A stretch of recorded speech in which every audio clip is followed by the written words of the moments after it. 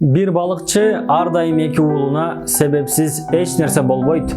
Жаман нерсе болсо да баарынын аягы жакшылык менен бүтөт. Жаман нерсе сөзсүз жакшы нерсеге себепчи болот деп кайталай берчү эле. Бул сөздөрүнө көнүп калган балдары жана аялы бул сөзүнө көп маани беришчү эмес. Ошентип бир күнү балыкчы балдар менен кайыгына түшүп, балык уулаганы деңизге чыгып кетет. Бирок түштөн кийин туман каптап, катуу бороон болуп, кайыкты алыска алып кетет. Туман тарагандан кийин жээктин кайсыл тарапта экендиги көрүнбөй калат. Ошол учурда жээкте кандайдыр бир себеп менен балыкчынын үйү күйүп кетет. Акыры балыкчы балдары менен жээкке келгенде аялы астынан тосуп чыгып, үйүнүн күйүп кеткенин, эч нерсени сактап калууга мүмкүнчүлүк болбогонун айтып ыйлайт.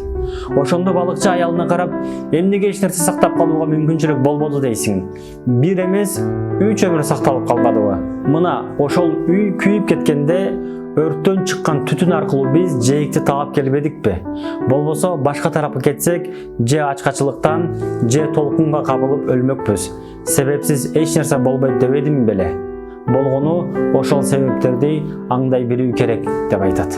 Бөлүшүү көмөктөшүү. Андыктан видеону бөлүшкөндү унутпаңыздар. Ассаламу алейкум.